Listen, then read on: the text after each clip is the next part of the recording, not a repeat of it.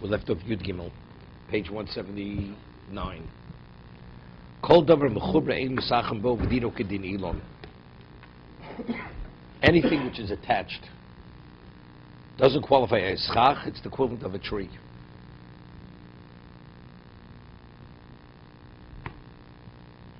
I mean, let's say you have a board which qualifies as schach, but you attach it to a wall. You secure it to the wall. That's mechuber. Doesn't qualify as schach. He says it's the equivalent of a tree. So the material qualifies as the material for schach, but what invalidates it, of course, it's a mechuber. Let's see, Yud Gimel. A mechuber firsh ha mechuber mikoro. No. Called gefen v'dalas. You have a vine or you have a dalas type of vegetable which has a big leaf. Avol tolu shel b'sof chibro is important because this has to do with the laws of tumah. Now, what's the halacha if a person, this has relevance to a mikveh, shu'uvim. If a person has a large basin, he has a pipe, let's say he has a log, and he hollows the log out.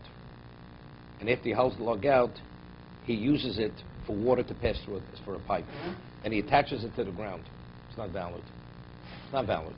That since he hollowed the log out before he attached it, that's called a kli. But what about if he takes the log, attaches it to the ground, and hollows it out when it's in the ground already?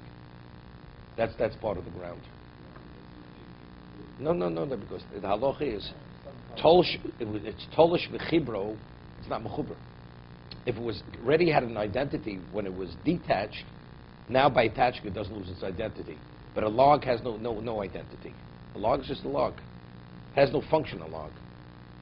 So you attach it to the ground, you embed it in the ground, and then now you hollow it out in the ground. Now the water passes through, it's not a problem. It was never called a kli before it was attached to the ground. But a log has no identity. It's called nothing.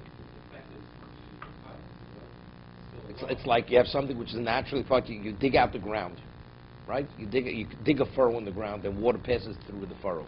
It's not a problem. So the log in the ground is no different than a furrow. It's irrelevant. It doesn't make a difference, but it's in the ground. Let's say you have a tree, and I go and I hollow out the tree, that the water should pass through the tree while the tree is growing. It's a very wide tree. Is it a problem? In fact, it's mechubel karka.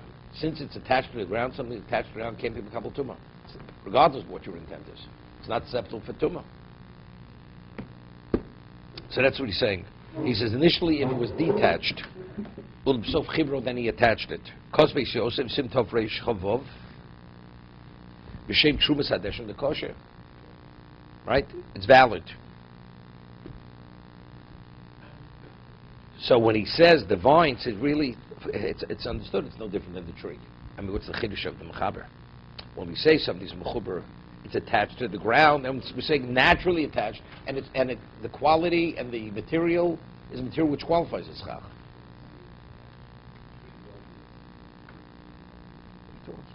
Why is the line obvious?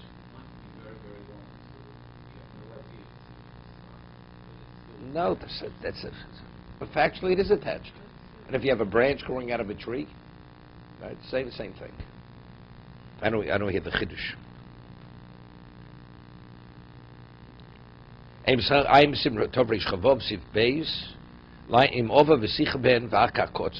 So we had earlier. We ruled that if it's originally then you cut it, you have to pick it up and put it back down. Because that's called tasalo ben osoi. Yudalid. There's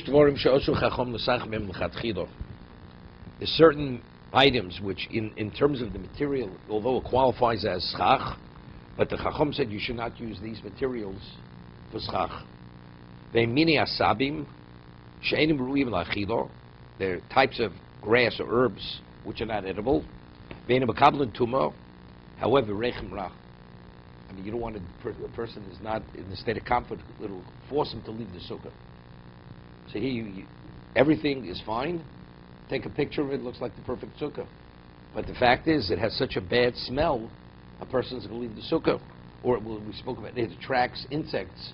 And because of insects, the person, you could tolerate it, But the likelihood is the person is going to leave the sukkah. Oshe noshima alein. Yeah, person uses pine needles. You know, you're eating your soup, and the pine needles fall into the soup every once in a while. So the person says, you know, it's not worth it. So it would actually discourage a person from remaining there. Because it gives off this bad smell. Oshalein noshrim, or because the leaves continuously fall into the sukkah. Yetzim in a sukkah, he's not going to remain there. Therefore, the chatchila, these materials should not be used for schach. I'm saying if it falls into you, Inevitably, it depends how much it falls, how much it sheds. You know. I'll tell you the difference. You ever see pine needle after it dries turns brown. right. When we use pine, it's still fresh. It's green, so it's still attached. It's attached to the branch. But when it becomes very dry, it detaches easily. Any wind, I mean, the whole sukkah will be coated with pine needles, brown ones. Okay, Yudalid. But if first did use these materials, it's valid. Hear this. Let's say a person already put the schach on. Does he have an obligation to remove it if he has other schach available and replace it? Once it's on, he can leave it there. He doesn't have to take it off, replace it with other. I mean, there's such a bad stench the person can't tolerate. He will not remain in the sukkah. It's not we're concerned he may leave. It's literally intolerable. Yishlom the posel min Torah. That's mitzvah. You built a sukkah that you can't remain in the sukkah. To be in a teshul came to durul. You have to have. It has to have a semblance of a residence. This is not a residence you can live in. Shenoshrim, v'davka shenoshrim tomid. They continuously they shed their leaves or their needles. Avolamedim noshrim elam shasa ruach kshero. But it's only when the wind blows it's okay. But if it continuously falls in, this would actually that should not be used.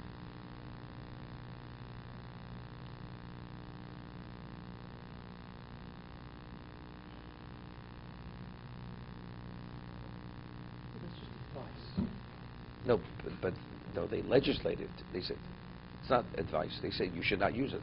We speak l'chatchila b'di'evet. We speak. Is it optimum schach or is it not optimum schach? It's not advisable. But chacham are advising us. They're not invalidating it. We say if a person used it, it's valid. It's not the mechaber's advising. The Gemara speaks about this. You know, it's interesting. He says if it sheds its needle, its leaves continuously or only when the wind blows. There are many things which are subjective to society. For instance, in regard to, let's say, bathing, washing oneself during the 9 days. Right? At one time, where people didn't bathe every day or shower every day, so that wasn't, for cleanliness, you're permitted. The person's dirty. You're permitted to bathe and shower. And the question is, what's considered unclean? Right? It's based on your standard. It's based on society. It's everything subjective. What's mitzvah? What's not mitzvah? What's considered you're in a state of pain? You know, one time it could have been 110 degrees. You lived without air conditioning. Today you have that kind of temperature, people can't survive it because they've been so pampered. Society's been so pampered that if the humidity and the temperature is at a certain point, they have to leave. They have to leave the location. So I'm saying the same thing, even in terms of what distracts, what disrupts you, what makes it intolerable. Everybody has, different quotients of what you could tolerate, what you don't. So seemingly it would be the same thing.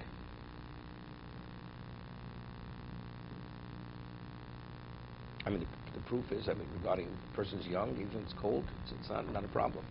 An older person, if it's cold, he can't. Not, of course, it's dangerous. He's in pain. He's in pain. He leaves the sukkah. The young person wears a coat. It's okay. He can deal with the cold in the sukkah. So you see, it's subject to each person, each individual.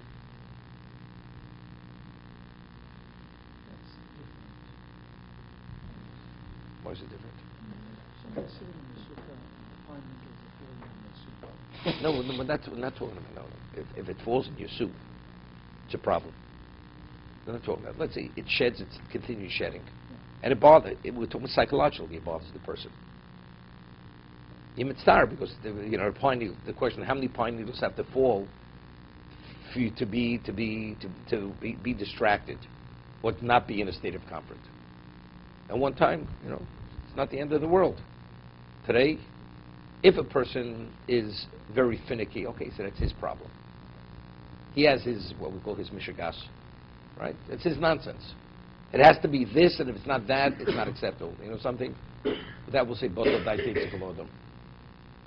we say, something, we negate you. We look at people, you're the exception, it's irrelevant. The Gemara speaks in Shabbos that the classifications of people. There's class of people called poor people.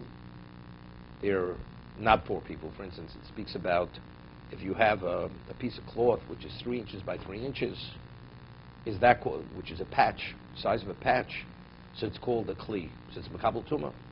So it says because a poor person would use it. That's for a poor person or a rich person.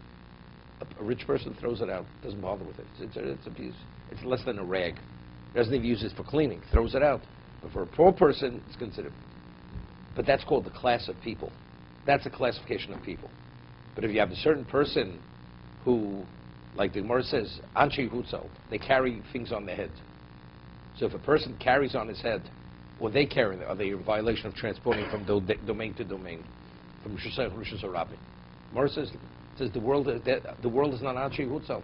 That's considered unconventional transporting. Even though they do it that way. That's the way the people in Hutzal, they carry on their heads. But that doesn't establish a way of behavior. Okay? They would not be chayv on the Torah level if they would transport from Rosh Hashanah. Rabbinically, you're not permitted. Even Klachiyad, you're not permitted to transport from Rosh Hashanah to Rosh Hashanah. Right?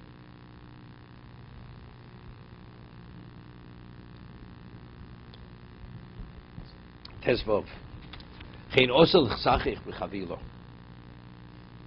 Right? What if a person has a bundle of, he buys from the lumber yard, he buys a bundle of bamboo.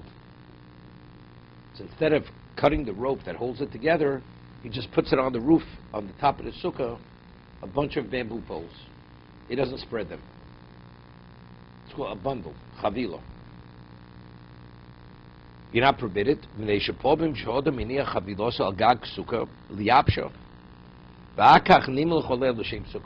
concept of sukkah? Sukkah means that the roof has to be put on for shade. If what happens initially, you put it on, not for shade. And afterwards, you change your mind. You put it, let's say you had these reeds, you wanted to dry them, and you put them up 2 weeks before Sukkot for drying. And now Sukkot comes, something, I need tzchach anyway, I'll leave it there. It's a problem. Because that tassel also. Why was that material put on the roof? To dry. It wasn't to create shade. So because this is something not uncommon, that initially it's put for one reason, afterwards the person has a change of mind, therefore it's a problem. Also sukkah psula, b'shem tassel also. Torah says you must make the sukkah. That this is similar to the branch that's attached, and you snip the branch. Where the branch is already on top of the sukkah. You have to lift up the branch, put it back down. But if we just reverse the thinking, in other words, I'm using this as Scott. The nice thing is, by the time Sukkot is over, it's going to be dried out. Let's say it's dried out before Sukkot. No, it's used out before. It's dried out. The poles are dried out before Sukkot, and the material qualifies for schach. You have to lift it up and put it down. What happens if he doesn't lift it up and put it down? It's a problem, right? So there, as a result of that, they say whenever you have a bundle. Even if you put the bundle there specifically for schach, person didn't want to bother untying it. It's easy to store. After Sukkot, you have to bundle it again. Just leave it as a bundle. Rabbinically, we don't allow it. No. You don't create bundles by putting bundles. No. So it's taslo ben osi bepisul. It was done not. So they legislated a fence that no, you can't put a bundle because of that situation. Oh,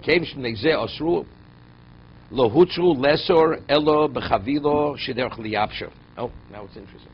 It has to be a type of bundle that it's made of a material that you dry at that kind of material. How many reeds have to be in the bundle? It's not less than 25 reeds.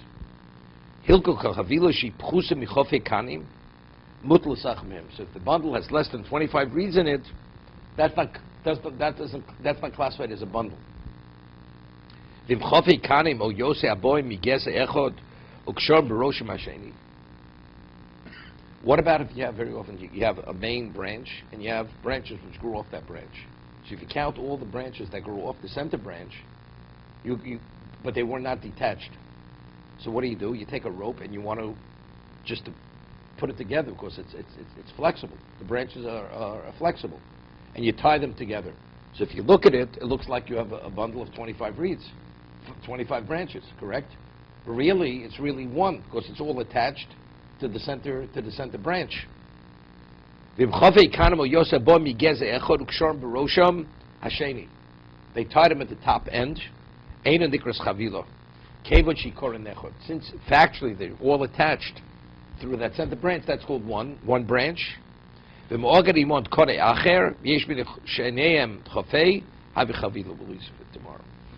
Okay.